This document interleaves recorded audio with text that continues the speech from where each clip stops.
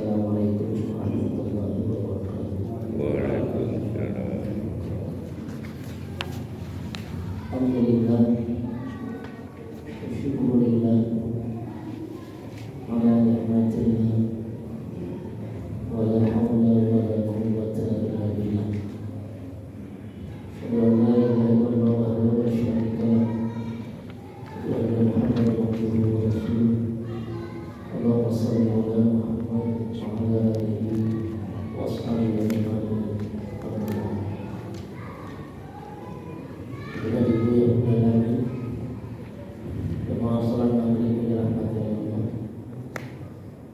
Marilah kita memperbanyak rasa syukur kepada Allah Subhanahu wa taala dan cara meningkatkan kualitas iman dan amal saleh kita kepadanya. Mudah-mudahan kita akan mendapatkan yang paling mulia di sisinya, itulah takwa namanya. Kalau takwa itu bahasanya akan memudahkan segala urusan dunia dan akan diberi rezeki kepadanya tanpa biaya sama-sama. Hal ini bisa kita baca dalam beberapa kali pada kitab Al-Quran ayat 23. Kama yattaqillaha yaj'al lahu makhraja wa yarzuqhu min haitsu la yahtasib. Siapa yang bertakwa kepada Allah, saya akan memudahkan urusan dunianya dan akan diberi rezeki kepadanya tanpa biaya keluarga. Lebih dari itu, Allah berjanji kepada takwa di akhirat kelak nanti akan ditempatkannya di dalam surga yang penuh nikmat. Innal muttaqina fi jannatin na'im. Sungguhnya bertakwa itu akan ditempatkan di dalam surga yang penuh nikmat, surga yang penuh nikmat.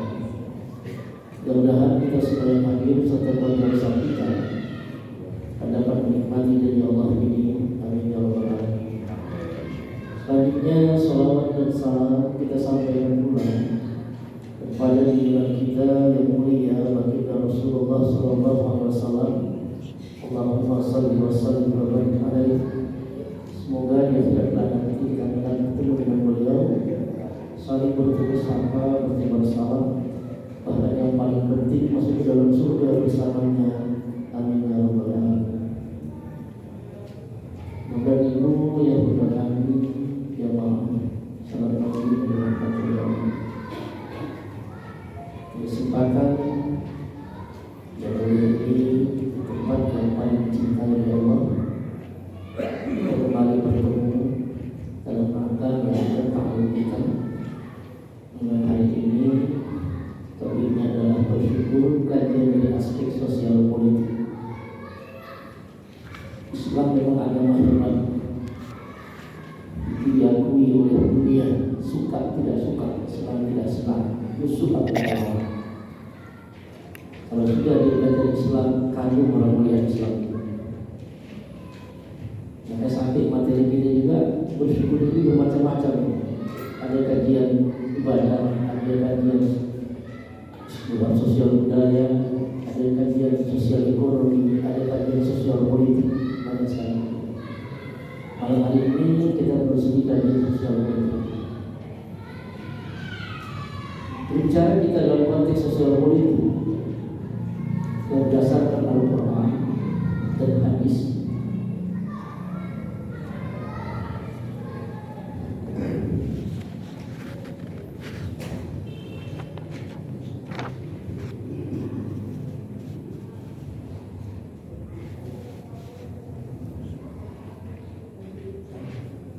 Itu ada beberapa prinsip yang harus dijalankan kalau kita memang menjadi orang politikus yang dunia bahagia akhirat surga.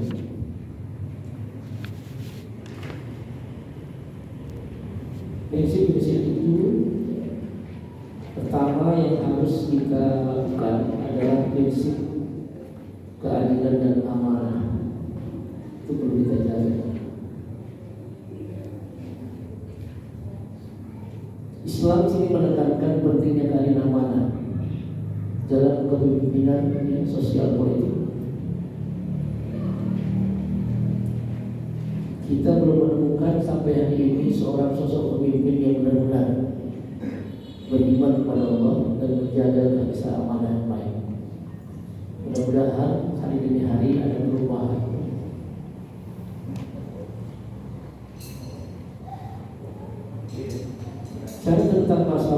tentang sosial politik ini Allah ceritakan dalam Al-Quran Karim, tepatnya surat An-Nisa, ya, surat 4 ayat 58. Innallaha ya'murukum an tu'addul amanati ila ahliha wa idza hakamtum bainan nas an tahkumu bil 'adl. Innallaha ni'ma ya'izukum bih.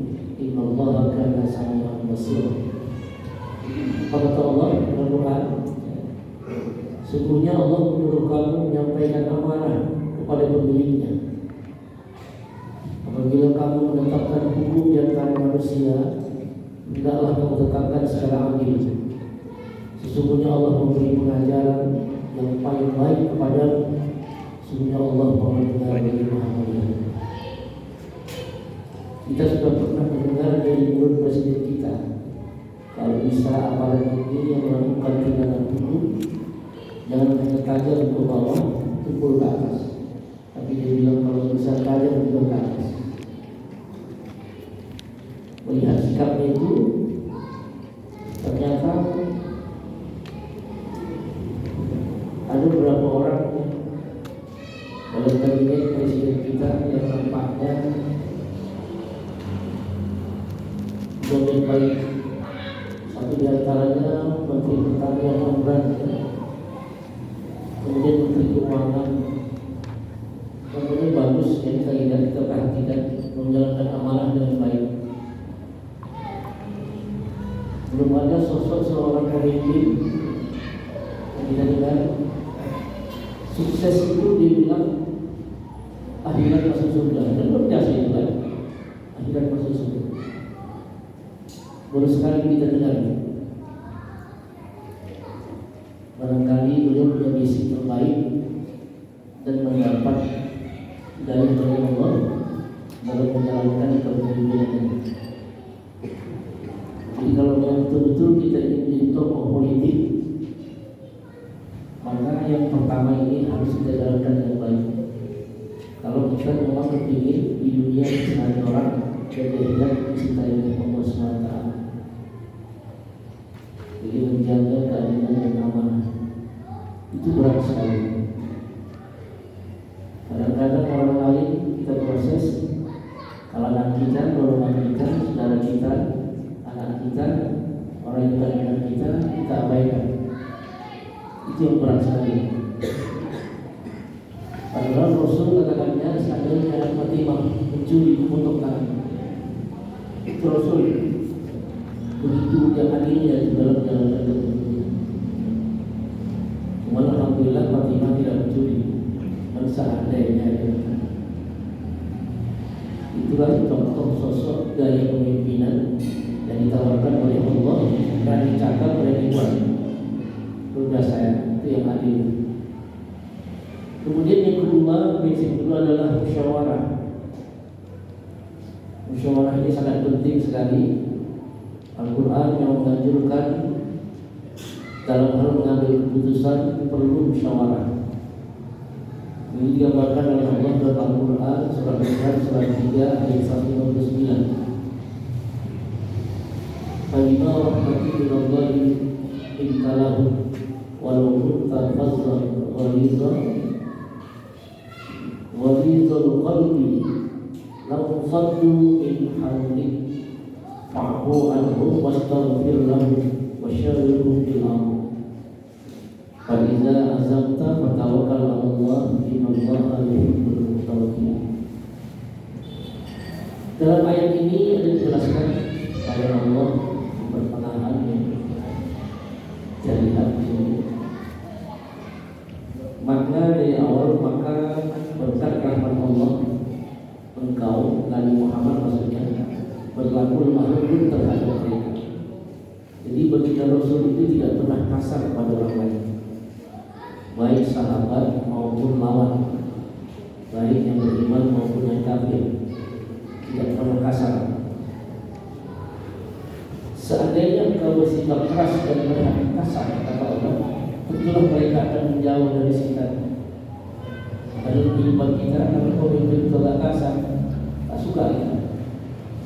Betul begal tadi kalau kasar sebentar musir anak, ya kan? Mau kita tengok. Syukur anak-anak pun mau ribut-ribut mesti ribut dia kan bahaya kan? Ribut berbagus dia tinggal hanya membentuknya saja menjadi anak yang baik. Daripada itu ibu begal sebagainya. Ternyata orang Islam bahaya. Oleh karena itu kata Allah, maafkanlah mereka, mohonkanlah ampunan untuk mereka. Jadi Rasul itu luar biasa ya. Ketika dilempari dia, ketika berdakwah, dilempari berdarah tubuhnya antara malaikat Jibril menawarkan jasa. Ya Rasul, bagaimana kalau benda begini ini ku angkat dengan kekuatanku dan letakkan ini buat manusia biar habis semua. Kalau Rasul tidak usah. Bahkan dia berdoa, Allah mahdi qaumi fa innahum la ya'lamun. Ya Allah, beri petunjuk mereka ya Allah, karena mereka tak mengerti dengan saya, tak mengerti misi saya, tak mengerti maksud dan hati tujuan saya. Kan beda dia. Padahal sudah berlumuran darah, tapi kita santun, tetap menawarkan yang terbaik. Kalau kita serasa sudah cocok, hajar aja gitu kan. Apalagi kesempatan udah darah perawat, saya mau sampaikan lebarnya agak terus kan gitu. Tapi Rasul tidak. Allah mahdi qaumi fa innahum la ya'lamun. Tuhan dididik mereka, berikan yang untuk mereka, karena mereka tak ngerti sama saya. Itu bukti nyata ya, luar biasa.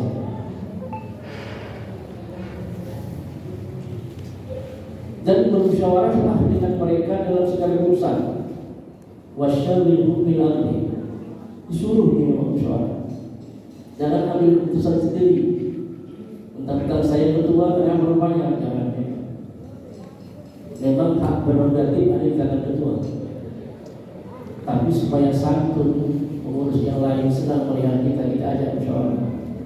Walaupun menurut kita ini pasti gol, tapi perlu musyawarah. Sampaikan informasinya, masalahnya seperti ini. Kira-kira kesimpulan kita tawarkan yang kita mau. Kira-kira sepakat semua? Sepakat. Yang baik dikeluarkan dari pengurus dalam nyalanya. Makan orang masjidnya kan.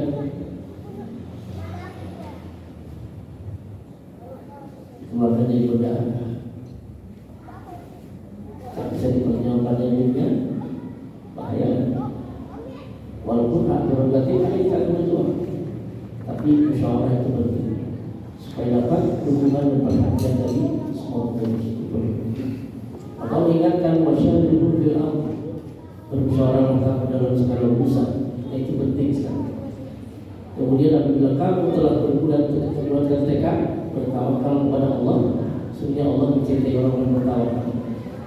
Maka setelah kita putuskan ambil musyawarah, kita padu, kita serahkan ke Allah. Mudah-mudahan itu yang terbaik keputusan. Itu Islam mengajarkan seperti itu, luar biasa ya. Kemudian di ayat yang lain, Quran di surat Asy-Syura, surat 22 ayat 38.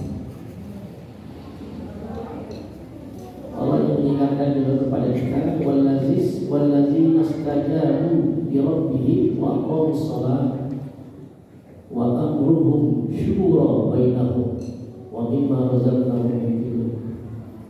Jika lebih baik dan lebih bekal bagi orang-orang yang menerima mematuhi seruan Tuhan dan melaksanakan salat, sedangkan urusan mereka diputuskan dengan musyawarah di antara mereka. Jadi paling tidak ada dua ayat Al-Quran Karim yang mendidik kita dalam hal untuk mengambil keputusan.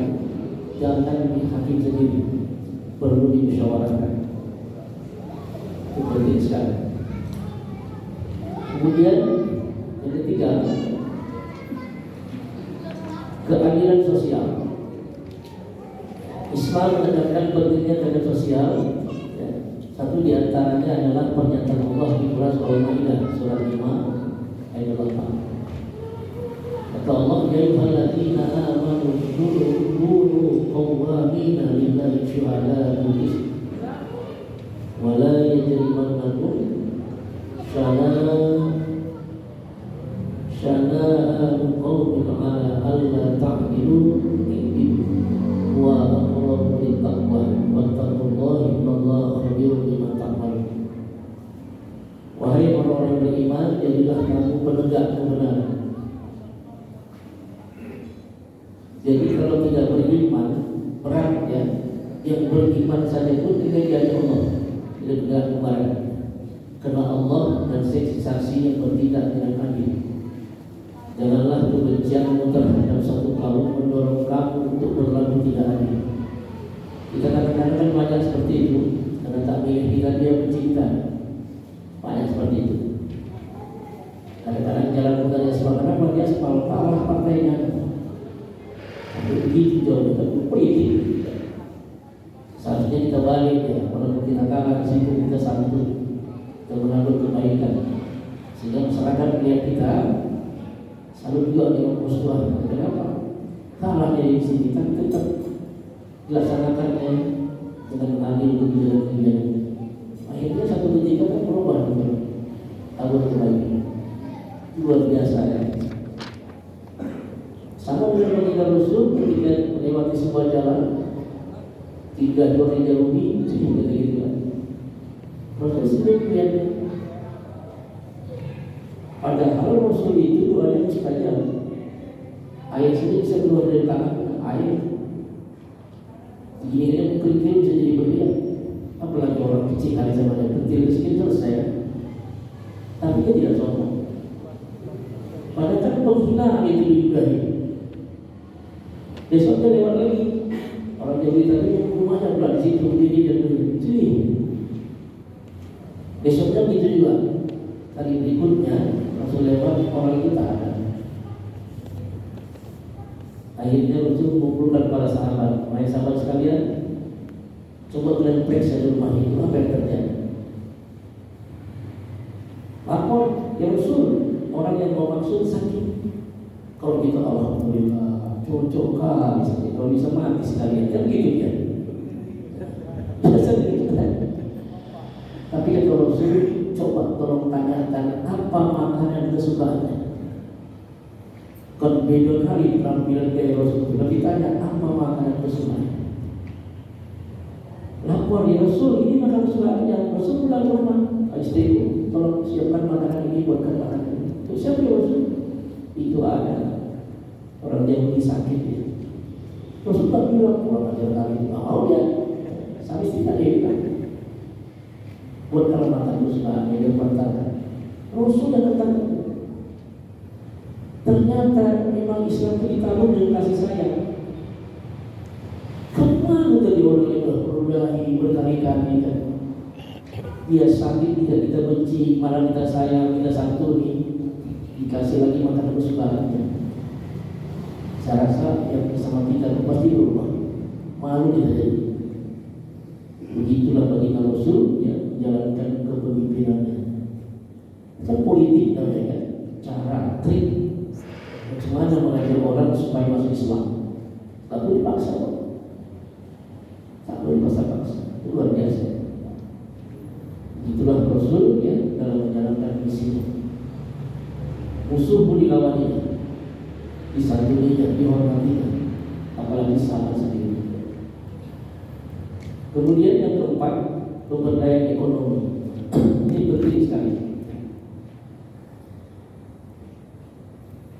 Islam mendorong perekonomian itu melalui zakat, infak dan sedekah serta wakaf. Itu konsep Islam. Makanya hasil penelitian orang-orang pintar Indonesia menyatakan kalau Indonesia dipimpin orang beriman, peluang untuk mendapatkan penghasilan setiap rakyat itu sangat besar sekali. Bisa mencapai 20 juta satu orang. Setiap rakyat, setiap orang. Kan hebat itu. Kapal saja negara kecil bisa memberikan pendapatan kepada rakyatnya yang menganggur tidak bekerja sama sekali itu 35 juta sebenarnya. 35 juta. Kalau dia bekerja bisa sampai penghasilannya 70 juta kalau kita. Bahkan pemerintah negara yang menyuruh siapa yang mau kawin lapor didanai. Yang mau kawin, salah satu orang kita seperti itu berebut kita ya daftar. Aku lah. Mau kawin didanai itu luar biasa. Yang melahirkan dibantu. Saking kayanya itu negara. Indonesia negara kaya luar biasa. Tapi mati segelintir orang. Itulah gaya politik bukan orang beriman. Tapi kalau orang beriman dia tidak mau. Islam sebenarnya tidak mengenal namanya pajak. Dalam Islam pajak itu tak boleh. Tapi karena Islam negara Indonesia bukan negara Islam, sebab pendapatan terbesar Indonesia dulunya minyak BBM, sekarang pajak. Saya pernah tanya orang pajak, berapa target 2000 triliun? Pernah tercapai tak? Dia bilang kadang-kadang kurang 200 triliun. Cuma caranya tak boleh, tak pernah terpenuhi. Provinsi mana saya bilang yang bisa mandiri? DKI Jakarta. Itu APBD-nya lebih 90 triliun, penghasilan pajaknya lebih 100 triliun. Andai kata dimerdekakan semua provinsi, maka DKI bisa mandiri dengan pajak. Tapi Islam tidak suka dengan pajak. Karena Islam yang konsep ada namanya zakat, ya kan? Ada infak, ada sedekah, ada wakaf. Itu Islam yang konsep. Ini belum bisa jalan karena pemimpin kita bukan berbasis syariah. Biasanya bisa menjalankan adil sudah bagus. Yang dulunya hukum ditumpul ke atas tajam ke bawah, ini sudah nampak dia tajam ke atas. Kenapa begitu? Kita lihat Luhut saja disediakan menggeletar jalannya. Biasa tak waktu jalan mau jatuh dia goyang-goyang. Manusia selalu berluhur kan luar biasa. Karena udah SP3 itu memang berat. Itu panggilan terakhir. Jemput dimanapun dia berada, tangkap hidup-hidup. Bukan itu dia, proses hukum. Itulah SP3. Siapa di dalam Allah? Dalam Allah SP3 itu berat sekali. Ada panggilan Allah kepada hambanya melalui hambanya. Itulah panggilan azan sholat. Walaupun orang yang tak sholat itu dikasih gelar oleh Rasul kafir. Rasul kasih gelar. Man taraka sholat muta'ammidan faqad kafara dia. Siapa yang sengaja meninggalkan sholat maka kafir yang nyata. Itu Rasul yang bilang. Tapi orang santai-santai saja SP1 masih ada besok, masih ada lusa, masih lama, masih sehat kok, masih gampang. Kalau SP2 panggilan Allah kepada hambanya melalui Rasulnya. Itulah Ibrahim alaihissalam memanggil kita untuk ke Haramain. Belum ada panggilan, kok nggak berangkat Pak? Belum ada panggilan. Kapan dipanggil kalau ada daftar kan? Kalau kita banyak, mobil kita mewah, terkadang satu rumah 3 mobilnya, dikumpulkan lebih 1 miliar. Masa bayar rumah saya 50 juta atau 300 juta yang khusus nggak bisa. Tapi alasan tadi belum ada panggilan, karena SP2. Kalau sudah panggilan Allah kepada hambanya melalui malaikatnya, itu SP3, itu nggak ada lagi.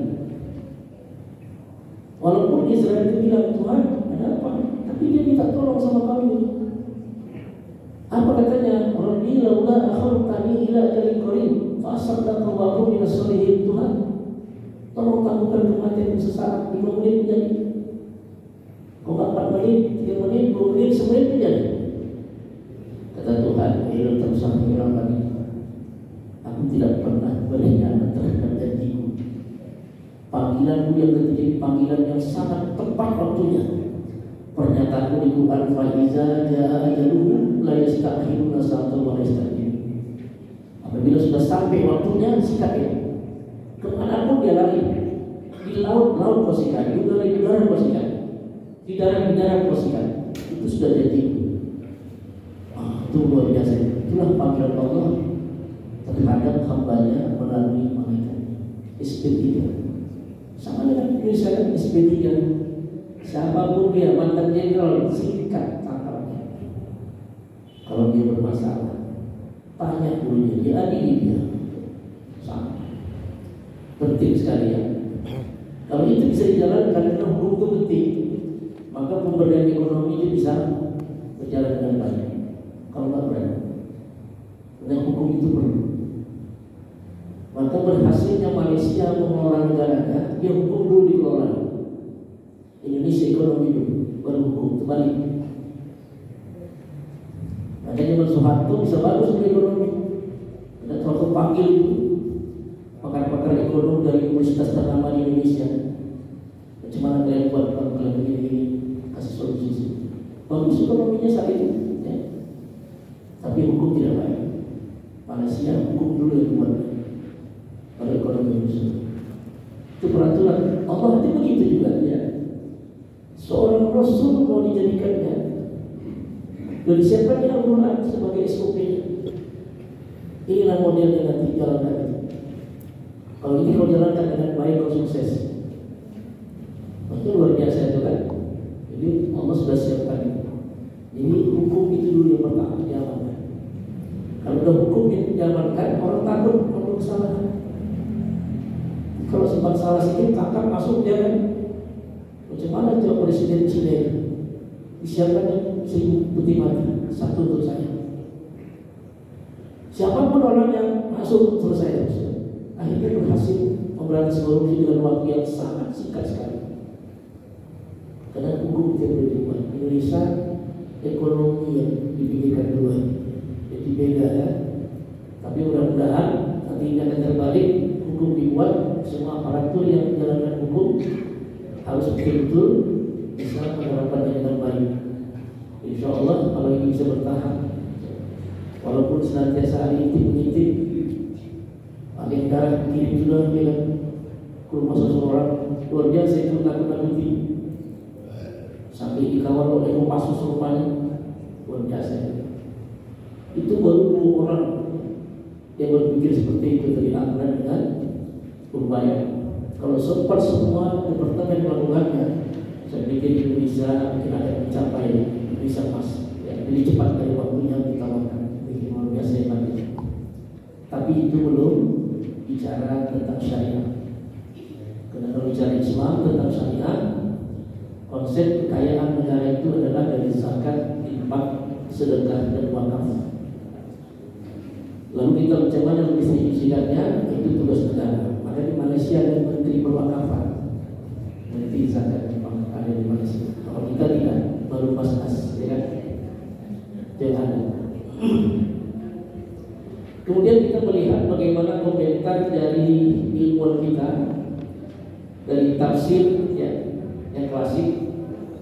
Ini misalnya ulama besar kita Ibnu Katsir dan Al-Jalalain menekankan pentingnya menerapkan prinsip keadilan dan amanah dalam kehidupan sosial politik. Itu juga yang bersifat kontemporer yang termodern, Quraish Shihab yang masih hidup hari ini ya, dan Fazlur Rahman menawarkan pendekatan yang lebih kontekstual dan relevan dengan tantangan masa ini. Dia harus betul-betul ya, bisa sejalan dengan perkembangan modern. Kita ikuti Al-Quran tetap sejalan dengan teknologi, tidak pernah tidak sejalan. Walaupun sampai 2 tahun 3000 sekian, Al-Quran tetap sama. Tidak pernah Al-Quran ketinggalan. Itu luar biasa dan cocok aja dia. Dan samping itu ada beberapa tafsir kontemporer menekankan tentang pentingnya konsep itu. Pertama tentang komprehensif, menggabungkan berbagai disiplin ilmu untuk memahami Al-Quran dan menjawab isu-isu kompleks. Kelebihan ulama-ulama dulu itu ya, tidak seperti ulama hari ini. Misalnya Al-Ghazali, dia ahli di bidang umum, tapi juga ngerti agama. Ya. Kalau kita kan tidak, ulama kita ya agama saja, gitu. Jadi tidak bisa disinergikan. Gitu. Makanya tak berkembang. Ya. Kalau besar-besar itu orang hebat semua, Imam Syafi'i, Imam Malik itu orang-orang hebat semua, mampu bersinergikan antara agama dengan ilmu-ilmu modern. Itu kelebihan ini. Ada ahli pasar, Ibnu Taimiyah, ahli pasar. zina, ahli kesehatan, ya. Tapi bisa disendirikan dengan ilmu umumnya. Itulah kelebihannya. Kalau kita hari ini kalau pakar hadis ya hadis saja, ya. Jadi beda dengan ulama kita. Mereka itu memang hebat, di samping menguasai ilmu dan bisa disendirikan dengan yang berbau konvensional. Itu luar biasa. Makanya mereka pakar-pakar hebat. Kemudian ada lagi konteks sosial, mempelajari Al-Quran dalam konteks sosial dan budaya. Nah, yang sedang berlangsung itu juga diperhatikan gitu, ada nggak Al-Quran yang berkaitan dengan sosial dan budaya, itu dikembangkan. Jadi paling tidak Menteri Agama itu ada tim yang melihat itu, ada tim. Coba diseleksi dulu bagaimana ayat Al-Quran yang berkaitan dengan sosial budaya, nanti baru dikembangkan. Ada lagi penerapan pengetahuan modern, itu menggunakan ilmu pengetahuan modern untuk memahami dan menerapkan ayat Al-Quran dalam kehidupan sehari-hari. Itu luar biasa. Kita di sini kan tidak ada layar kita. Di masjid yang lain ada layar itu. Jadi kalau mungkin ada info bagus, lebih mudah memahaminya, lebih cepat. Bisa ada satu kasus kita mungkin memahami di masalah riba dan jual beli. Kalau tidak gini lama tuh. Kalau dibuat fokusnya cepat, lebih mudah. Ini yang perlu dipikirkan PKN bisa pasti tadi. Ikuti modernisasi. BKN harus punya laptop sendiri, fokus sendiri, kan gitu, yang bagus, punya layar. Jadi ketika dihadirkan ada hal yang penting itu udah standby ya. Kalau cuma ada rehat-rehat itu biasa aja gitu ya. Cuma membuat orang nyaman di dalam itu hal biasa ya. Tapi ikuti. Ada satu masjid saya lihat, itu dia kontennya langsung ke Haramain ya. Azan subuh dulu di masjid Jami, masjid kita biasa. Dia 10 menit lagi berazan. Saya juga heran, saya lihat ada TV-nya khusus gitu. Per detik. Medan Area Selatan. Masjid Al-Ikhlas Taqwa. Konten langsung ke Haramain. Putar per detik. Masjid-masjid lain sudah azan itu subuh.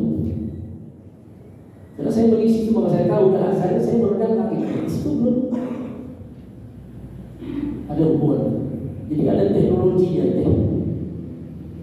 betul-betul maju ya. Ada layar semua lengkap. Jadi kalau ada kasus-kasus yang ingin disampaikan ya, oleh daerah kita yang memang bersifat harus menggunakan infobus, ya standar. Jadi BKN itu harus pagi berpikir supaya hebat kan, maju, tidak ketinggalan kita. Itu hal yang penting. Kita ikut modernisasi kan. Untuk apa teknologi yang perlu kita pakai? Bagaimana berniaga di masjid? Teknologi itu penting sekali. Kalau kita bicara masalah tadi saya bilang riba dan jual beli, materi cukup banyak. Jadi sumber gampang nih. Dia harus pakai nampak jelasnya. Ya, saya sampaikan di sini dengan begini bisa. Yang menggunakan alat supaya mudah. Itulah gunanya dari BKN berpikir jangan ketinggalan kita terhadap modernisasi dan teknologi. Ini hebat ya. Kalau itu mau buat bisnis kita apa urusannya? Kalau aja kota Ipang di sana selesai ya kan. Renovasi masjid besar-besaran berubah menjadi 5 lantai ke atas. Banyak orang datang. Tapi bagaimana menjadikan masjid itu gudangnya ilmu dan teknologi itu luar biasa. Inilah pentingnya pemikiran-pemikiran ulama besar itu, bagaimana mensinergikan antara ilmu agama Al-Quran dengan teknologi. Itu perlu kita saluti. Ya, satu contoh lah, kenapa orang Yahudi bisa hebat? Sumbernya dari Al-Quran. Kalau kita mendengar bacaan Al-Quran, tenang kita, sejuk kali rasa kita. Itu kebanggaan kita. Kalau udah internasional yang baik, baca, sejuk kalian tidur dengan enak. Itulah potensi kita. Sementara Yahudi dia lihat ada apa di Al-Quran kok Allah masukkan ayat ini. Satu contoh Ar-Rahman kan, ya ma'syarul jin wal insi istata'tum an tanfuzu min aqtaris samawati wal ardi fanfuzu la tanfuzuna illa bisultan. Jadi ada apa di Al-Quran kasih kode seperti ini? Berpikir dia, Allah suruh melintasi bumi dan bumi, suruh. Tapi dipastikan Allah engkau tak sanggup melakukannya kecuali dengan sultan. Itulah diterjemahkan oleh para mufassirin ilmu pengetahuan teknologi. Ternyata teknologi itu bukan yang bisa membuat. Dulunya besi itu terbelah, sekarang besi terbang dengan ilmu dan teknologi. Yahudi itu. Ini yang perlu kita orang Islam itu berpikir ke sana. Harus maju kita kan. Ini Yahudi berpikir dulu. Kita yang sibuk makanan buat Yahudi, kita sibuk kita periksa wadah babinya. Sampai kita berpikir kita buat saingan produk yang sama tapi asli halal thayyib. Kalau kita bandingkan, ini Islam, ini Yahudi.